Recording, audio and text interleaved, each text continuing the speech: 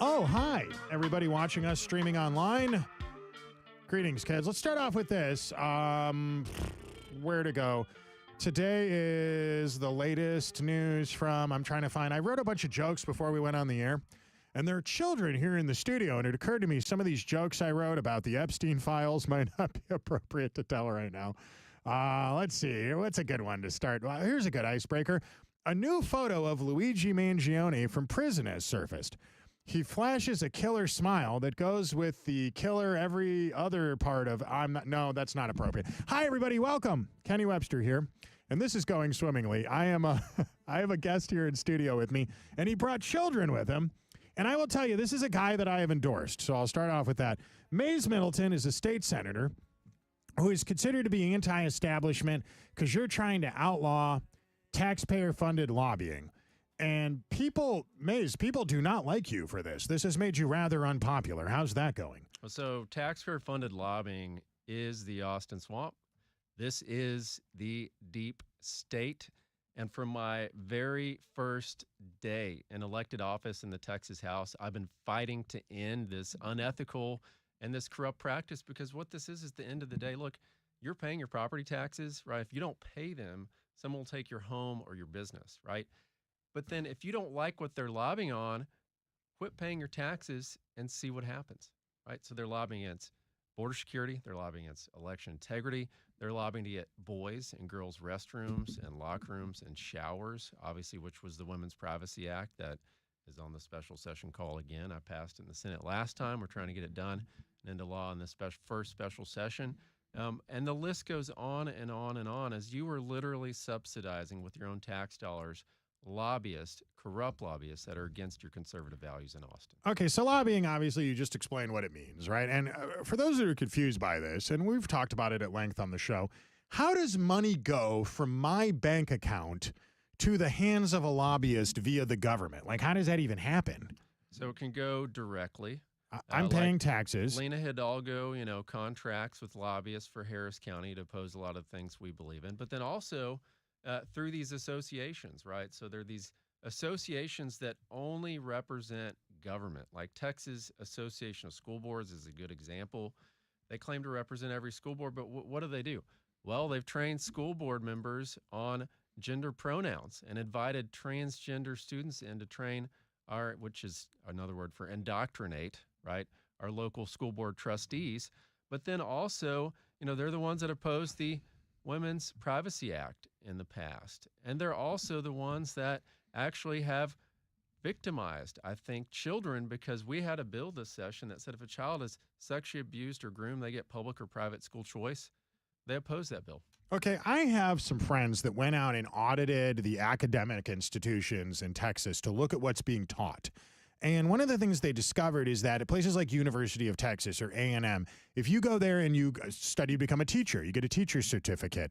Part of the curriculum for the people trying to learn to be teachers involves the LGBTQ stuff, the trans stuff, critical race theory. There are courses on it right now that they require you to take to be a teacher. I thought that was illegal. How is that still happening?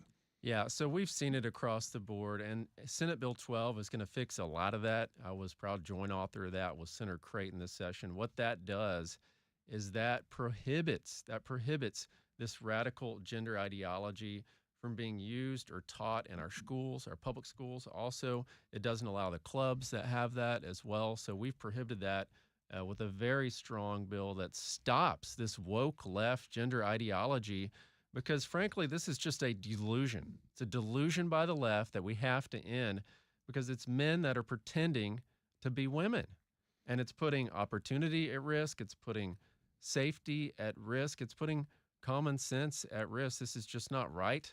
It's not what our country was founded on. It's also not right to expose children to these things, and that's happening a lot of the time because taxpayer-funded lobbyists are making it happen and forcing this agenda on our children. And you really kind of have to think about, where is the left today, right? Another bill that I authored and passed was defeating the atheists, right? And putting prayer back in our public schools. That was Senate Bill 11 I passed this session, and it is law on September the 1st. And what I heard again and again from the left is that prayer in schools and the Ten Commandments in schools is dangerous, but it's just fine to have pornography and obscene material in the classrooms and libraries. And that shows you that that spiritual war really is a spiritual war the left is waging on our children. To have the Ten Commandments in a classroom, to some people, that seems like a very radical, far-right position to take. They did this in Louisiana. Governor Jeff Landry, friend of the show. We've had him on many times. Great guy. Humble brag. I'm hanging out with him at UFC this weekend. He did this in their state, and they're not requiring people to believe it or like accept it out loud. But you can't deny the fact that the United States of America is based on Judeo-Christian values. The Ten Commandments is right there in the Old Testament. It's as much a part of Christianity as it is a part of Judaism, as it even really technically is a part of Islam. Although I don't claim to be an expert on that, I think they have some acknowledgement of these 10 basic principles.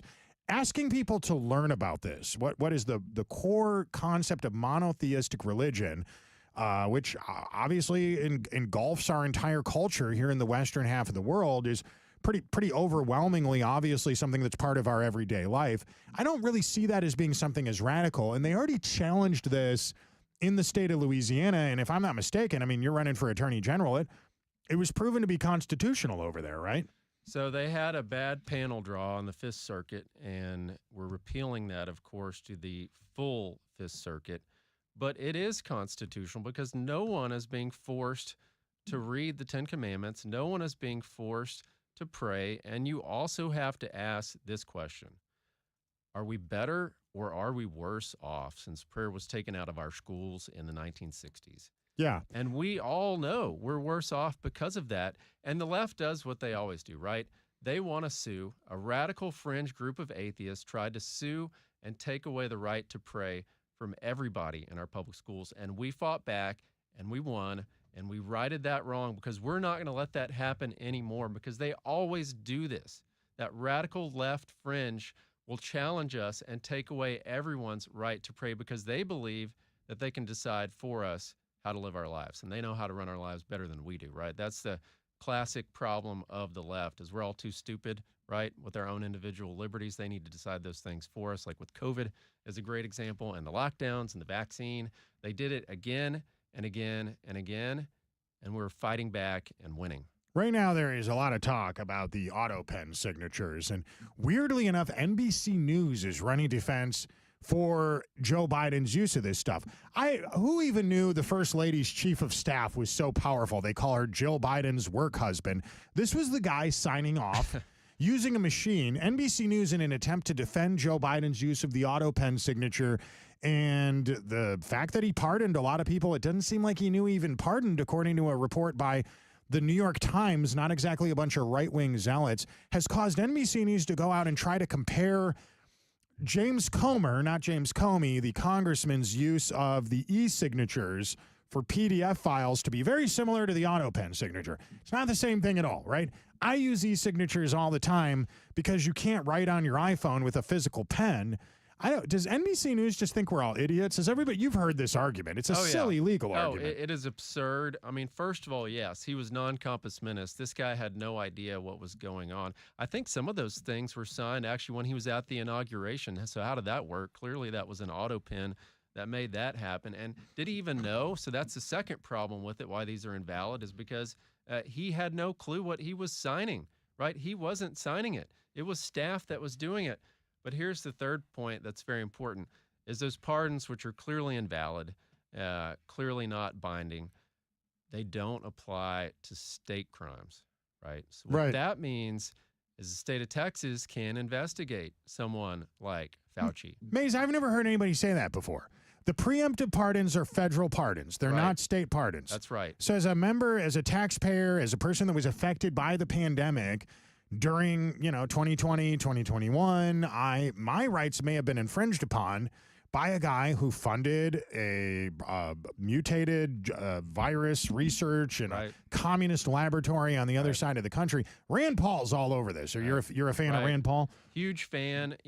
Last session, we passed the strongest ban on COVID vaccine mandates in the nation, SB 7. I was the author of that bill because I'm sick and tired of seeing this, where people were having to choose between their right to make a living and their sincerely held medical beliefs. I also wanted to make sure that we had the strongest one in the nation. It's 5 times stronger than Florida's. Florida's is a $10,000 penalty. Ours in Texas is $50,000. Interesting. But you see this again and again. And Steve Toth helped me get that on, by the way. He was a champion in the House. We made that bill even stronger. I was with him last night. He was awesome in that. We got it done. It's law in the state of Texas now. But you think back on this, and it really comes back to individual liberties, because people deserve the right to make their own decisions with their own personal medical decisions. But we saw this where Dr. Fauci was lying to America, was pushing dangerous RNA products on consumers and on Texans. And frankly, those Texans were injured by it. We've seen it again and again. Mary Talley Bowden has done a great job exposing this, these vaccine injuries.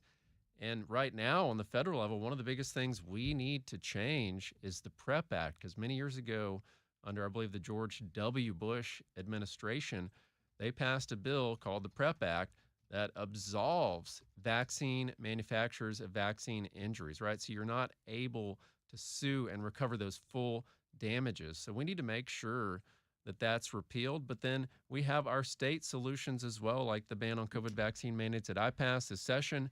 I had another bill that enhanced conscious protections for our healthcare workers that passed the Senate, but it did not pass the House. Unfortunately, medical freedom has always been a top priority of mine, but I have taken on these woke vaccine lobby industry before. I've fought back and I have won, because this is really important for individuals in this state where people have been hurt and they've been forced to do things they don't want to do that they know will hurt them or believe that will hurt them. And then there's no liability for the vaccine manufacturers that did this to them and the lobbyists that pushed this on them and got government in there to force them to take it and threaten their job and threaten their livelihood. It's wrong. You mentioned Dr. Mary Bowden, and she's a friend of the show. We think she's great. She has been in court for years now with the Methodist Hospital. There was a defamation suit, $26,000 pursuit of settled cash, still suing. Dallas Express reporting last month, and she's still in court after all these years. I feel like her defamation suit that got dismissed back in 2023 probably wasn't settled there. I don't agree with the judge's decision on that. I think they did treat her poorly.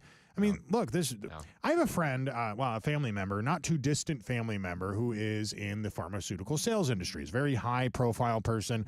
Before these vaccines came out, he told me everything that was going to happen. There would be some people would be fine. Other people are going to get myocarditis.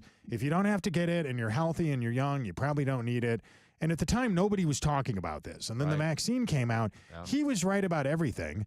And one of the first medical professionals I heard talking about it was her.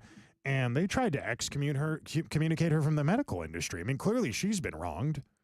They attacked us. I authored the informed consent bill with Representative Brian Harrison. I know y'all have had him here on the show before, because basically that leaves that to the individual to decide what type of vaccine is best for them and whether they want to get one or not, and that they can't be threatened and their family can't be threatened, and the way that they make a living, to own their car, their home, be able to provide school, food on the table for their kids is never taken away because of those sincerely held medical beliefs. But we need to make sure that we continue to fight for that, and absolutely I have that commitment to continue to lead that charge and take on those that are in the way of this, because it really is about our individual liberties. That's what this country was founded on, our God-granted freedoms of life and liberty and property. Like it says in the Declaration of Independence, you were endowed by your Creator, right? Endowed by God. And our Texas Constitution actually says, so this whole lie about separation of church and state, which is a huge lie. Of course. It's not freedom from religion. It's freedom of religion. That's right. And they have fought us and tried to separate God from government. That's really what they've done. It is a war to take God out of government, which is never what was intended. It's never what we were founded on. And our Texas Constitution, the preamble actually says, humbly invoking the blessings of Almighty God. All right, we are live in studio right now with State Senator Mays Middleton. A lot of people watching us on social media right now, hundreds of people on X and Facebook and Rumble, and you guys know where you are. To those of you listening to us on the radio, we're going to be back in a few short moments. If you're watching us on social media, you don't have to go anywhere. We'll be back in seconds, but I am legally required to play this. The difference between a politician and a snail? A snail leaves its slime behind. You're listening to Kenny Webster. While we are doing a live recording session right now, for those of you watching us on social media, Mays Middleton here. While I am queuing up the next file, why don't you tell us a little bit about where people can find your campaign online? Sure, it's www.mays.com. Of course, I'm on Facebook and Twitter as well under the same. You'll be able to find it on the website. And we're actually going back in a special session here on the 21st, so stay tuned for that. We had a lot of great items added to the special session call. Obviously, Governor Abbott added my ban on taxpayer-funded lobbying. It's one. He also added the Women's Privacy Act, which stops men from going into women's private spaces. And he has also added as well the AG's ability to prosecute election-related crimes. That is on the special session call. Incredibly important because we know the Court of Criminal Appeals took that away. And in these big blue counties with George Soros DAs, the only person that's going to make sure our elections are secure and those that are committing voter fraud are prosecuted is the Attorney General's office. Incredibly important piece of legislation. I love all of that.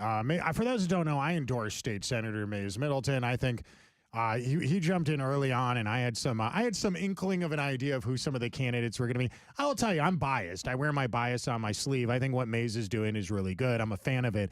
But that being said, you guys watching us on camera right now, those of you listening on the radio may have your own opinions about this. Feel free to type your questions into the comment section. We're going to answer those for you right now as we reconnect. So stand by. We're reconnecting to the radio in a second.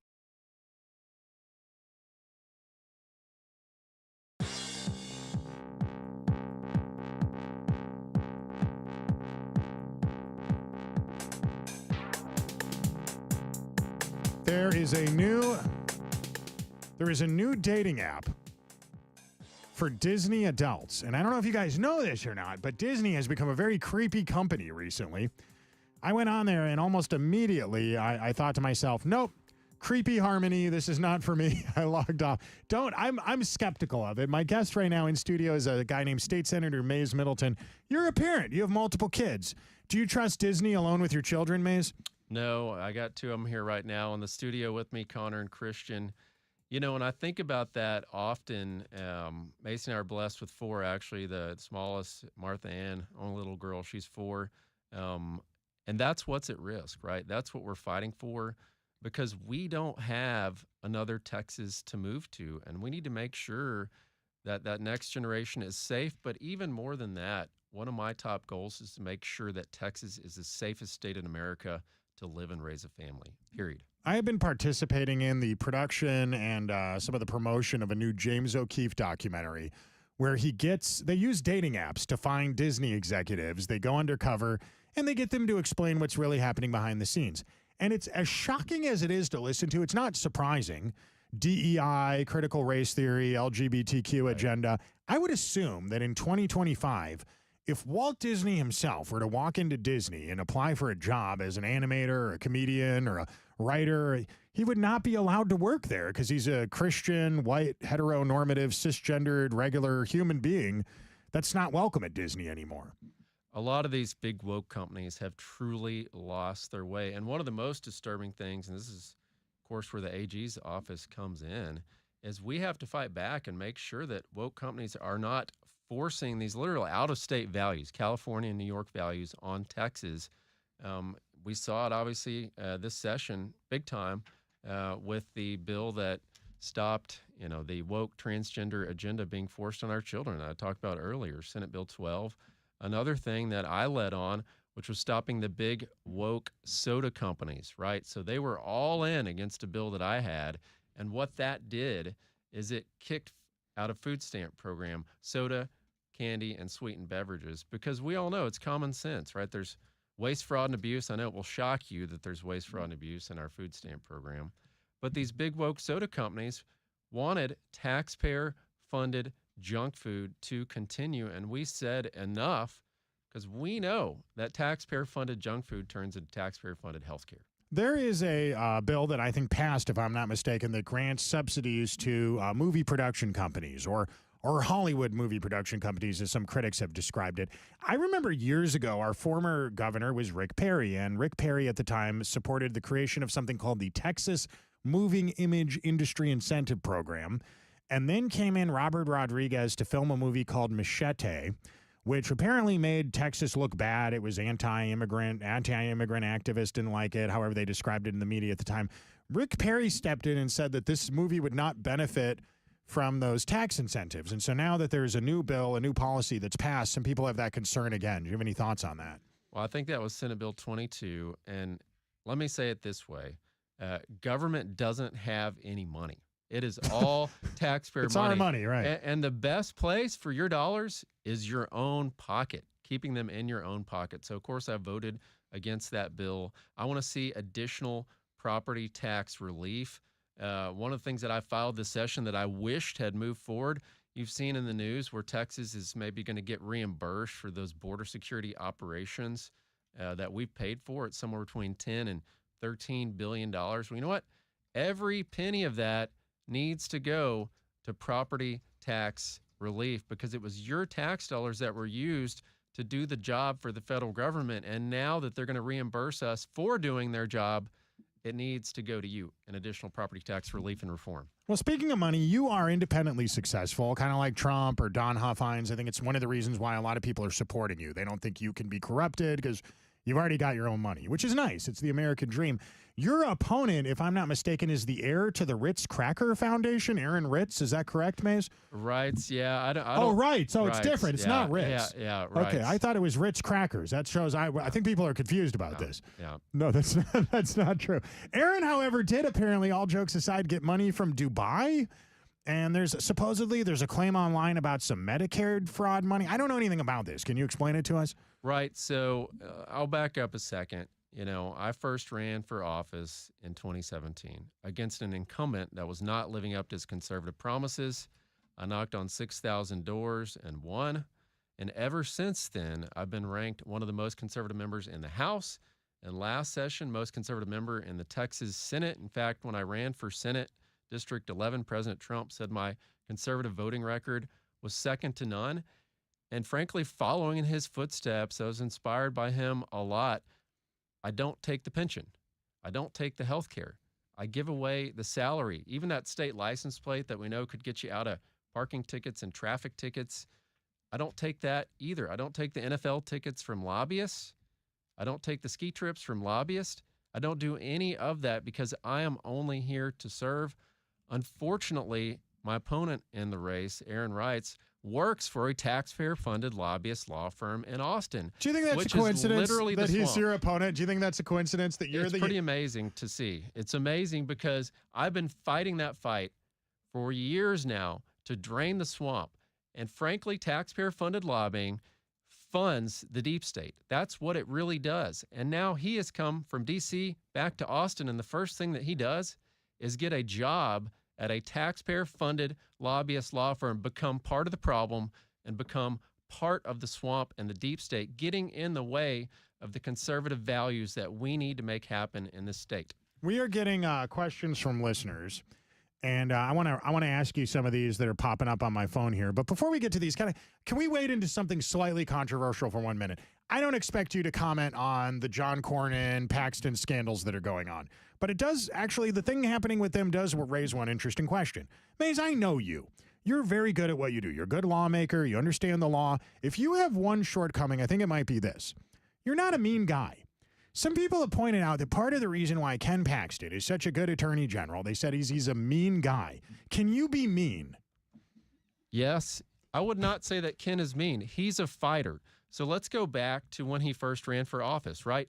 He was the most conservative member in the Texas House. Okay. And then he ran for Senate, and he was the most conservative member in the Texas Senate. And we all supported him in 2014 because he had that proven conservative record of fighting for the values that we believe in, because this is a show me, don't tell me business. And he showed us, and that's the exact same record that I have running for Attorney General. I take on the toughest of fights.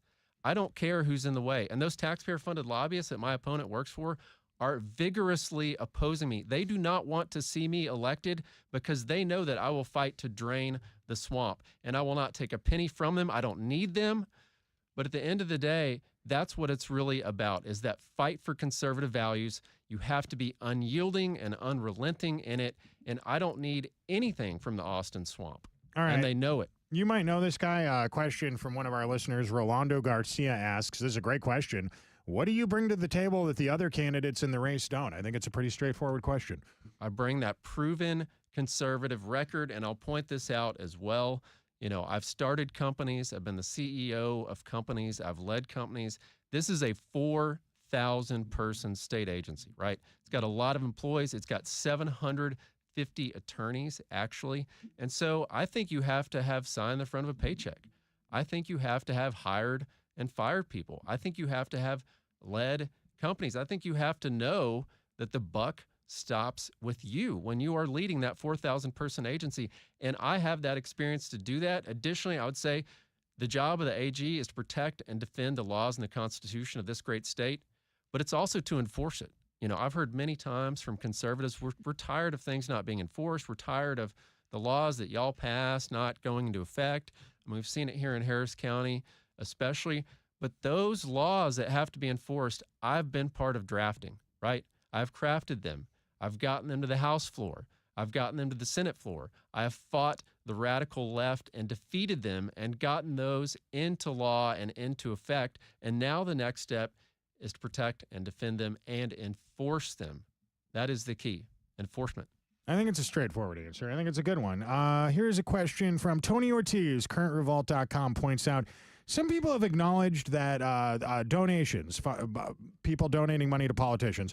Trump got out fundraised by Kamala Harris. He beat her. Same thing happened with Hillary. However, he points out here that you have been out fundraised by Aaron Reitz. Now, you may not need money. That might be part of the reason why this has happened, but some people have pointed this out on social media. What is your reaction to that? Well, I've got about 500% more in the bank that he does on this campaign currently. But then the second thing is, you brought it up a little earlier, where some of these donations are very disturbing. There's a $100,000 donation that he received from a Dr. Ahmed who lives in Dubai. He is a wanted fugitive for Medicaid fraud. And I'll also point out that one of the important tasks in the Attorney General's office is to go after Medicaid fraud and hold those accountable that are committing it. So that really raises a lot of questions of, will he do that? The answer sure seems like to me that it would be no. All right, the team at TexasScorecard.com asks, will you do anything different than what Paxton did? I've been a huge fan of his work. He has been a champion suing Joe Biden. Some of these victories lately, too, with the consent decrees have been incredible. I don't know if you saw the one recently on in-state tuition for illegal immigrants. We have to ban that practice, and General Paxton entered into a consent decree with the DOJ to make sure that that is not enforced. Because, look, we don't need to be subsidizing. Taxpayers don't need to be subsidizing, and citizen students don't need to be subsidizing tuition for illegal immigrants. So we have to continue this fight. And also point this out, the AG's office has to be the most conservative law firm in America. It's got to be the most tenacious, the most aggressive, and the most unapologetically conservative 750 lawyer law firm in this country, because the other states really are looking to us to lead this fight. And the Attorney General sets a conservative policy for this entire state, just like I have set conservative policy as one of the most conservative lawmakers in the Texas legislature. All right, here's one from Holly Hansen at thetexan.news. This is a little inside baseball. For those that don't know, Kemah is a small town right outside of Houston where there's some money, a lot. It's a very small town that tourists go to, where they have boats and stuff. I know people in the Houston area know that, but not everybody watching or listening to us is from Houston. And there's been some allegations of corruption there involving the police and that sort of thing. Holly asks why the city of Kemah won't turn over to you documents related to the investigation of their police chief, and what is the next step in that? And can you give us the cliff notes on that for people that are confused about it? So Holly is a champion of this, and we have seen this across the state. I'll tell you, it's really not unique to Kemah, unfortunately. In a lot of cases, open records have become closed records. Yeah. And that's what they really need to be called. Talked to Wayne Dolcefino a lot about this. Love him. He's great. He's exposed a lot of this. And it's fundamentally wrong because taxpayers paid to create these records. They belong to taxpayers, And the presumption should be that they belong to taxpayers and they should be open to them to review whenever they want. Unfortunately, the reverse has been the case. And one of the things that Holly and I have identified is taxpayer-funded lobbyists like Texas Municipal League are training local government in ways to avoid our open records laws. And we believe that's exactly what's happened in Kemah. They're looking for loopholes and ways to not turn those documents over.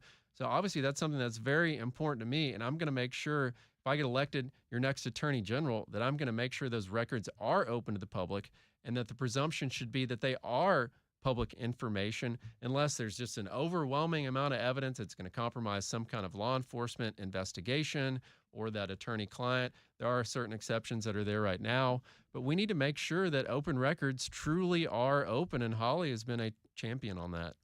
Holly's a good friend. She contributes to this show regularly. I love Holly. The article she has written about Kemah paint a very different picture than what you see when you go to that town. Is she safe if she goes to Kemah? If you were Holly, would you go to Kemah? Well, I love Kemah. It's in my district. You know, we have millions of tourists go every year, but I'll tell you, on the local government side, we've had tremendous problems, and we need to make sure that we defeat Texas Municipal League and these other associated shadowy law firms that represent them and are hiding these things from the public. It's wrong, and it doesn't matter if you're in Tyler or El Paso or Amarillo or Brownsville. This is a statewide problem we've got right now, and of course it goes to Harris County as well. Not going to shock anyone. Harris County is one of the worst on this. Can we talk about that post-show? I'll tell you what, we're running out of time here on the radio right now. Can you do a bonus round with us off the radio just for social media people? I have Mays Middleton, State Senator Mays Middleton's running for Attorney General. He is here right now. If you're watching me on social media, stick around. We're going to go through a list of topics we didn't have time to get to on the radio. If you're listening on the radio and you want to know what I'm going to ask him, well, go look at your computer. To the rest of you, have an awesome afternoon. Stick around.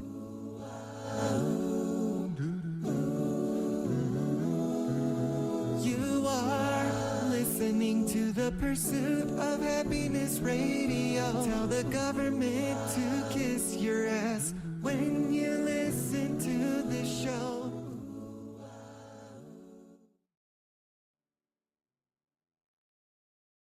Mr. What?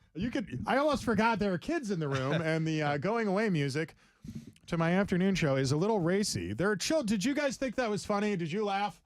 They're both cracking up. How old are these kids? We don't have to put them on camera. How old are your children? 11. These are 11 here. These are the twins, the oldest two. These guys are twins right now. And twins are very common nowadays. You grew up near a power plant or something? How did that happen? Well, it does run in the dad side of the family. So I think both my great-grandmothers were twins.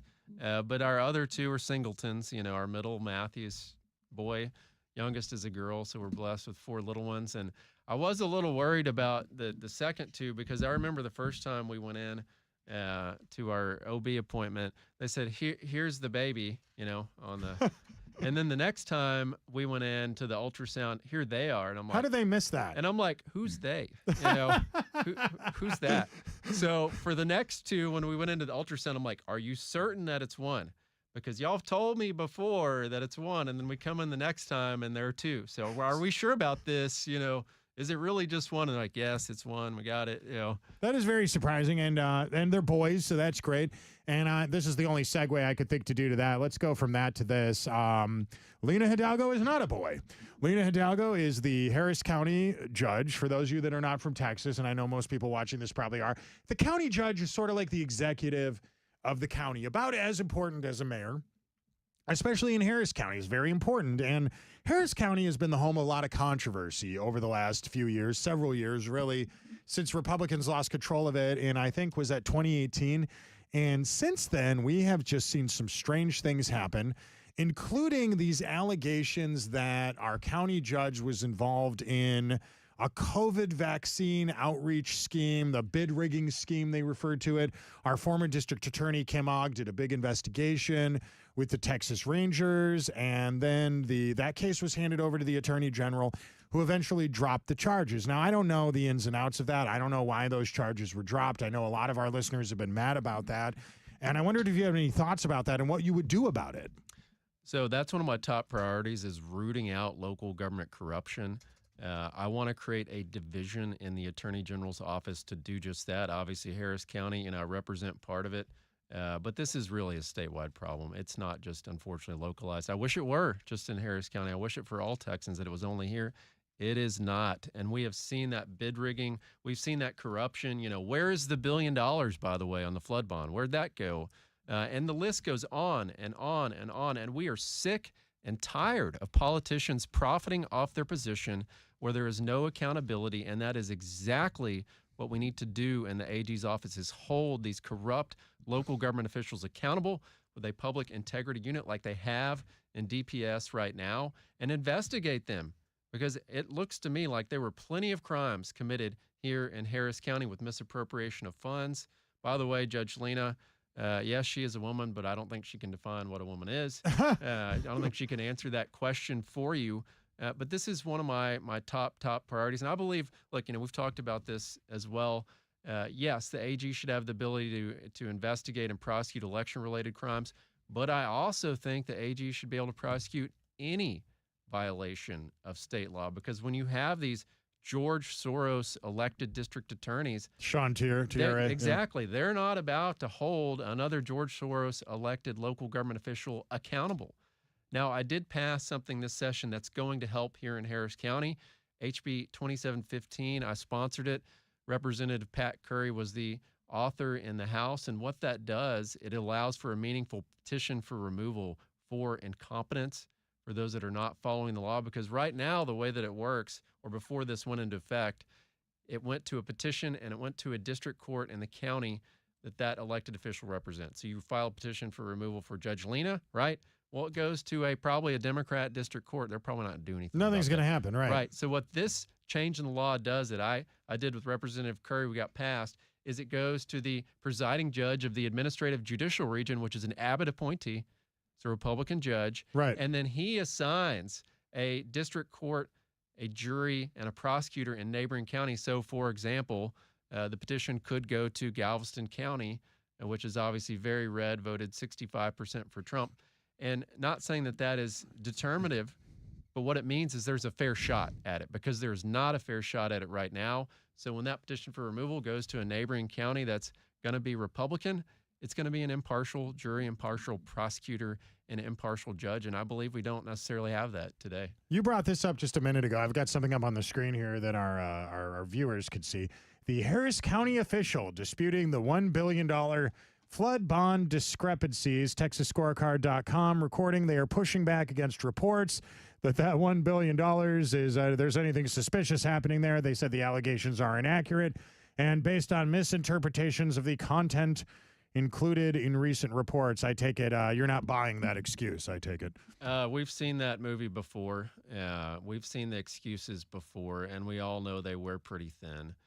To say that Harris County Commissioner's Court is the pinnacle of integrity and that they've never misappropriated any dollars is pretty outrageous and ridiculous, because every one of us knows it's not true. I mean, remember, this is where they organized the ballot paper shortage, right? And the 2022 election, where it just turns out, well, the precincts that happen to be more Republican weren't getting enough paper for the voting machines. I mean, it happens again and again and again, all these loopholes, and unfortunately the taxpayers suffer, and they've raised taxes over and over and over in Harris County Commissioner's Court.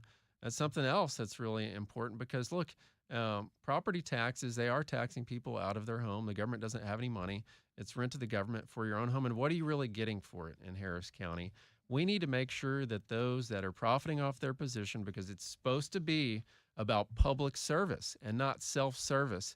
And for Judge Lena and so many others on Commissioner's Court, it is about self-service. And we need to make sure that they are held fully accountable.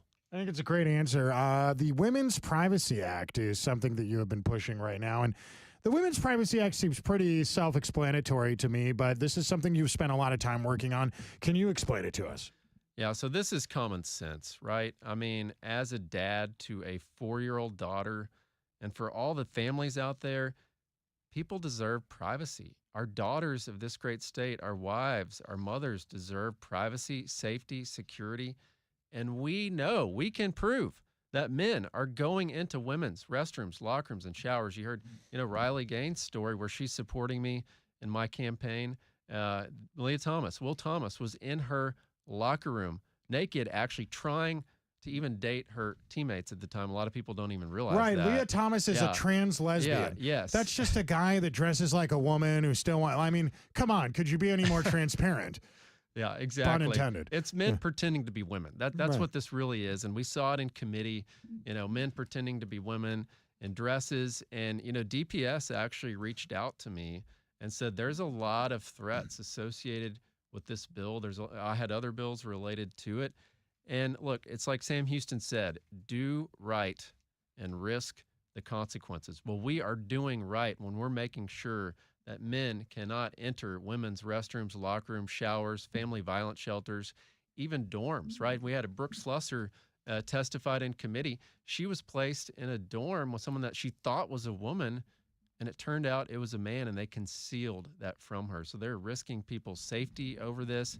That bill, unfortunately, did not pass the House. I passed it in the Senate this past session, and now Governor Abbott has added it to the call. And this is one of the ways that we defeat the radical left's woke gender ideology agenda. It's destroying America. It is a delusion. We are winning these fights. Of course, I also passed the Save Women's Sports Act. There is more to do because we need to end this once and for all. It is wrong. It is not common sense. Obviously, President Trump signed his executive order that says the United States only recognizes two sexes, male and female, and that's it. And I actually passed that bill this session. Ellen Troxler was the author. I was the sponsor that said the great state of Texas only recognizes two sexes, biological male, biological female, and your birth sex is your sex, period. Your birth sex is your God-given sex, period. I don't know if you've heard about this or not, but they've been doing this experiment on the East and West Coast, places like Oregon, but also New Jersey, where they're putting trans prisoners in the prison of the gender or sex that they claim to identify with. And weirdly enough, women in those prisons are becoming pregnant. And Mays, nobody can figure out why this is happening. Science cannot explain it. Do you understand what? I mean, I assume you're not a scientist. There's no way to know. But if you had to guess, common sense. When you can't answer the question, what is a woman? You tend to have insane problems like that. And actually, that Women's Privacy Act, it included prisons, right? So you can't put male prisoners in a female unit. And in California, they're having requests all the time. Males pretending to be women are requesting to get transferred to the women's prison units all the time. Look, you can't blame them for trying. That's what I would do. These are rapists, these are criminals, and they're trying to commit more crimes. And these are predators that are using the woke left's gender ideology to continue preying on women and children. I mean, it seems pretty obvious what is taking place there. It's remarkable to me that that's what's going on. Okay, so Ketanji Brown Jackson, sometimes referred to as Ketanji Affirmative Action Jackson, has been called out twice now in this latest Supreme Court session for not understanding a legal argument. Once by, I think it was Gorsuch, another time by Sonia Sotomayor, pointed out that one of her coworkers here, one of her peers, didn't understand the legal arguments being made by either side. Look, I think there's a black woman out there that's good enough to be a Supreme Court justice, but when they put this person in that position, Joe Biden admitted the reason she got the job was because of her skin color. That is exactly what's wrong with our judicial system.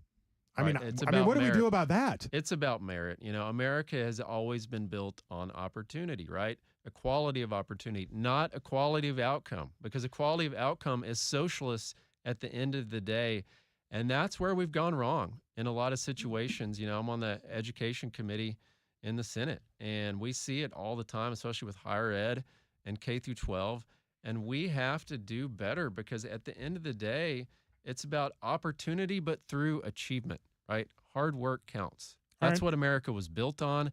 And when you're putting people there just because of, woke gender ideology or also virtue signaling, which we've seen again and again, it's not going to go well. It hasn't. You're an investor, if I'm not mistaken, right? You've made some of your money from investing in things like real estate, presumably.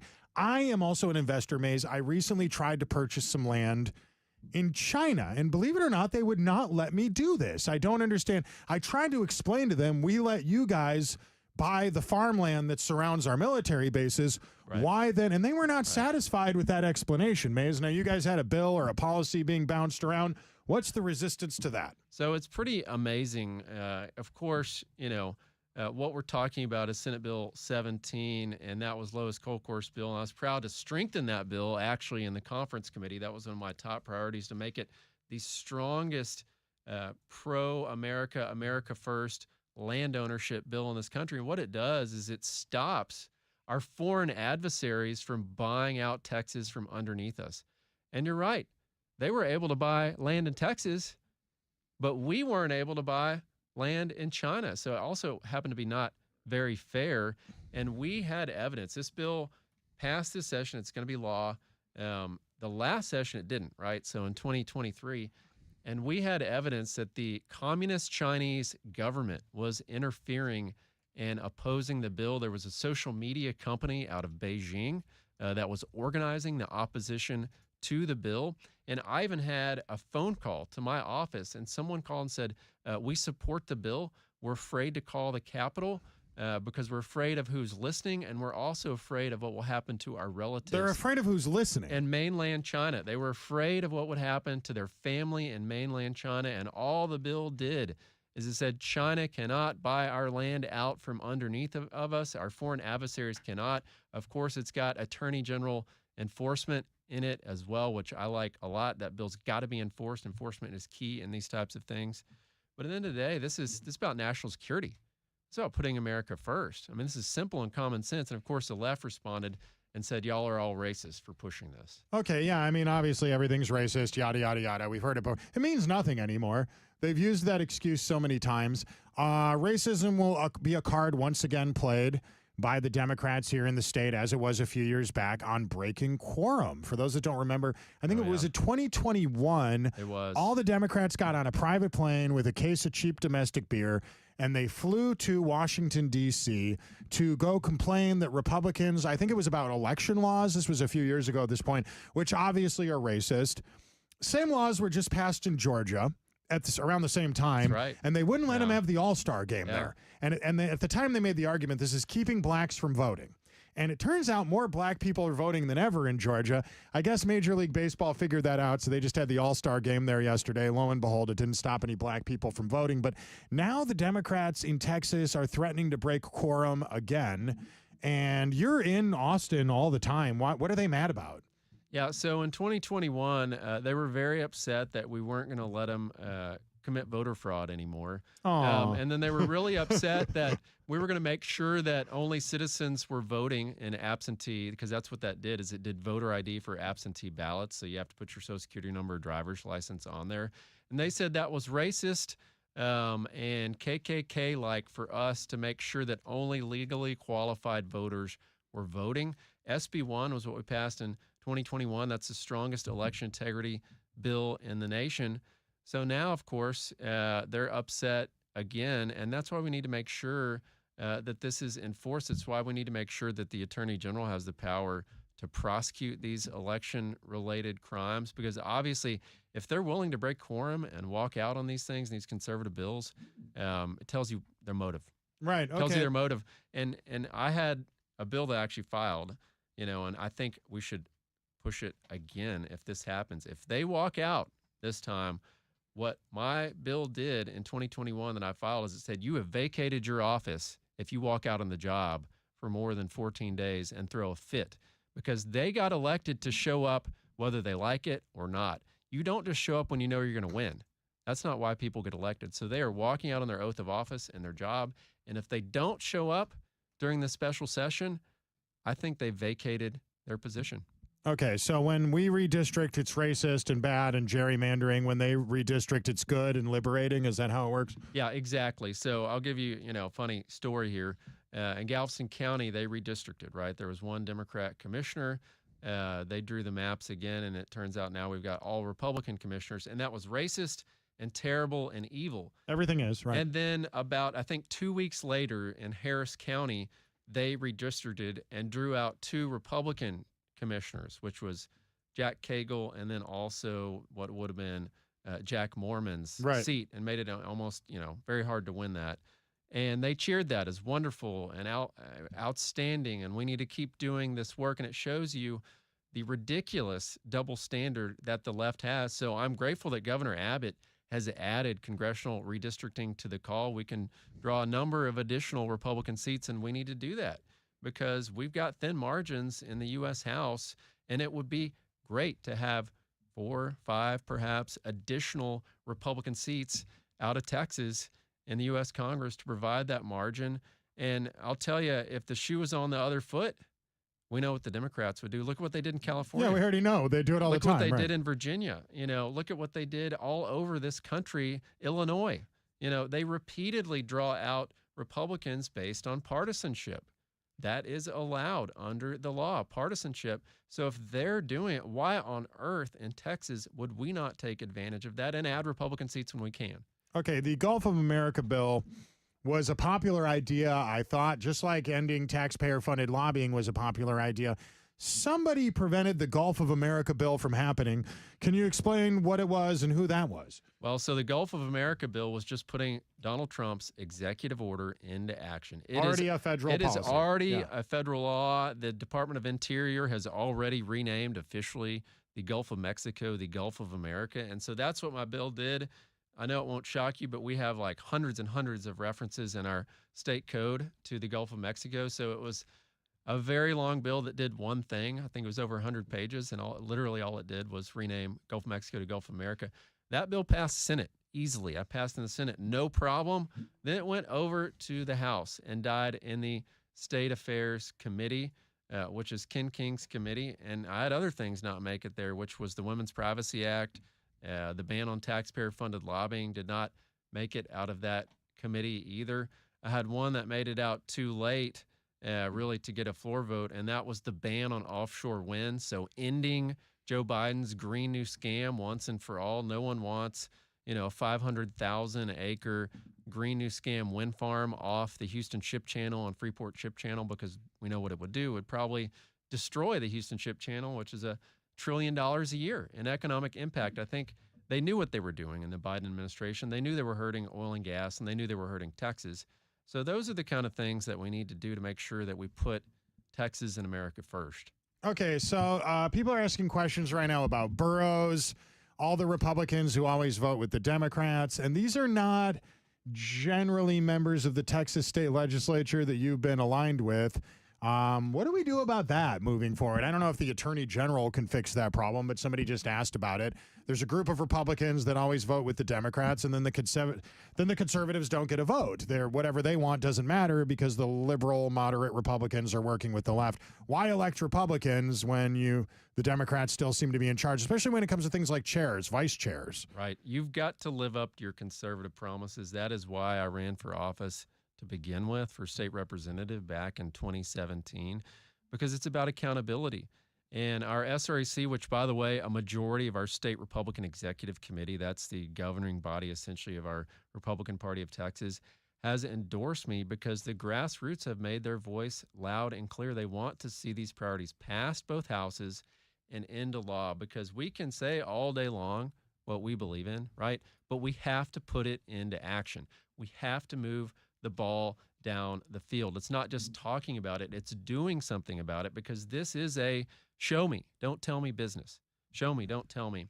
And so the SREC has actually endorsed those bills in the special session and called on legislators, Republican legislators, to vote for them and pass them in the Texas House. And that's where the obstacle has always been with that. I actually got that bill, the ban on taxpayer-funded lobbying, to the floor. One time when I was in the House, I passed it twice in the Senate, no issue there. And that gallery, that day that bill was on the floor, was loaded with taxpayer-funded lobbyists. It was full of them. And the bill failed by about 18 votes because it was 18 Republican votes short. And the moment that happened, the gallery cheered. And that was the voice of the Austin Swamp. Yeah. And I will that's right. never I remember give that up. Video, yeah. I will never give up in that fight, because we have to defund the deep state. We have to drain the swamp. All right, so let's talk about this. Lieutenant Governor Dan Patrick really does not like THC shops in strip malls, And one of our listeners asked what you would do about that as Attorney General. I assume this. I know you're not a huge fan of the THC shops based on your voting record, but as Attorney General, you don't get to decide what the laws are. Moving forward, what do you want to see happen there? And if the voters, if the legislature decides to keep it, if Abbott, it's an $8 billion industry, as AG, would you do anything about it? Well, the AG's got to enforce our laws, right? And a lot of this is up to licensing as well. And we've seen the horror stories of this. I mean, we saw it in committee and on the floor. One of them, I'll never forget, it was a little pink vape, and it had the Minecraft logo on it and a little game on the front of it. And clearly, you know, this was designed for kids. It had THC liquid in it. Some of the candies like the trolley worms and the other things, I mean, this is targeted at children. And these products are likely already not legal.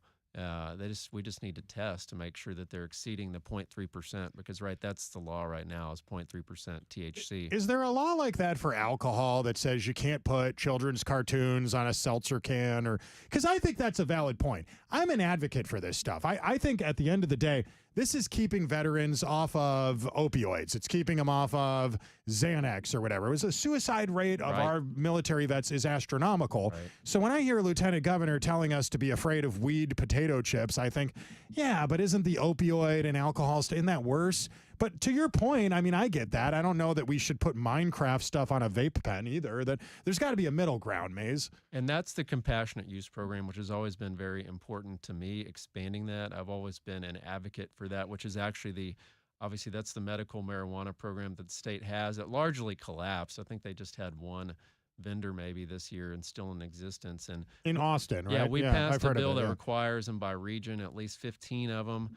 I think that probably needs to be expanded some more. I mean, we'll see once we get the 15 open, but you're right. For our veterans, for PTSD, for chronic pain, these are the things that are important. We don't want people addicted to opioids. We don't want people addicted to alcohol. We know that's bad for people, and that's why, Ibogaine this session was important, because that's a way to get people out of that addiction that they're suffering from in a less harmful way. And obviously what we're doing right now is not working.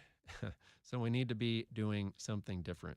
In the state of Louisiana, I don't know if you've looked at this, they have a system there where LSU has a lot to do with the production of the products, and they require a medical license to get it. Now, obviously, that's a Republican-led state. I do not have a medical marijuana license. I've never gotten one before, but I'm told you can get one on Groupon if you are an adult, which means it's not terribly difficult to get one if you're an adult. Would you favor a system like that here in Texas? Well, we don't want to turn it into the lottery, right? Where they were scamming and scheming the system, where the Texas Lottery Commission was colluding with some of the online vendors that were selling tickets virtually through your phone, which was not lawful. But you have to have a system that works, though, right? So we know the compassionate use program as we have it today is not working. Okay. And so we passed the bill to expand it tremendously to all of these programs that are important to our veterans, especially, and our VFWs. We heard their voice loud and clear this session, and make sure that it's actually available to them. And those prescriptions are reasonable, cost reasonable, and not that difficult for them to get, meaning they're not having to drive to Austin, right? If you're in Lubbock, you're not going to do that. That's not going to happen. All right, let's bottom line us here so we can wrap this up, because we've been going for a while. Hundreds of people watching us on multiple platforms, X, Rumble, Twitter, Facebook, YouTube. I encourage people to follow State Senator Mays Middleton on social media. Right now, this is a two-man race, as far as I could tell. It's come down to you and Aaron Reitz. What's the difference between you and him, and why should a libertarian Republican, a MAGA Republican, a populist, which seems to be the bigger part of the Republican Party voting base right now, certainly the grassroots, why should they favor Mays over Aaron? That proven conservative record, right? So for nearly 7 years now, I've served in the House and the Senate and been ranked the most conservative member in the Senate last session. And I'll tell you, that's not that hard to do. You just do what you said you were going to do. That is the exact same path that our current Attorney General was on in 2013 before he got elected to the office. People want to see results, and they want to see that you put it into action. But they also want to see that you haven't joined the swamp and you're not working for a taxpayer-funded lobbyist law firm that is literally in the way of the conservative values that we're trying to get put into action and into law. So it's that proven conservative leadership, which is exactly why in 2022, when I ran for Texas Senate, President Trump said my conservative voting record was second to none. And I've been persistent in that fight and tenacious in that fight. And a lot of times conservatives are alone in this fight, but I don't care. Because like Sam Houston said, do right and risk the consequences. I've been attacked viciously over this. The taxpayer-funded lobbyists and a bunch of these woke interests are opposing me heavily in this primary for Texas Attorney General. But I will persist and I will fight back and we will win. You know, you keep bringing up Sam Houston, and we were just talking about those THC shops. I don't know if you know this, Maze, but Sam Houston used to smoke the peace pipe with those Native Americans. Would you have allowed it? Sam Houston was quite a character. You know, he was actually kind of the Donald Trump of our time. He really in was, Texas. yeah. So you were either pro-Houston or anti-Houston back in the day. And that was it. And I kind of remind people don't know this, but Stephen F. Austin ran against Sam Houston for president, and he got whooped over it, too. It was like 75-25. It was really bad. I mean, he got run over by Sam Houston because everyone knew, Sam Houston was a fighter. Love him or hate him, he loved Texas, and he would protect and defend her and die for her if he had to. Obviously, he almost did the Battle of San Jacinto. But I'll talk about this, too. He was a man of faith as well. And, our faith says that not all things are easy, but all things are possible with God. People, Becky says, let old Sam Houston smoke, she says. All right, one more controversial question, and then we'll get out of here. State Senator Mays Middleton, possibly the next Attorney General. I'm going to vote for you. Did the Houston Astros cheat? You're now in a statewide election with Texas Rangers fans. Go. Oh, gosh, there's reason to believe, but no, they won fair and square. That's it, guys. If you're a Texas Rangers fan, State Senator Mays Middleton, my brother, I'm proud to have endorsed you. I think you are a man of integrity. I think you're the right man in this moment. I hope you win this race. To the rest of you, hey, if you've enjoyed watching this video, follow State Senator Mays Middleton. Share these videos. If you stumbled onto this video and you don't know who I am, give me a follow. I'm Kenny Webster. We'll be back bright and early tomorrow morning for more of What You Bought.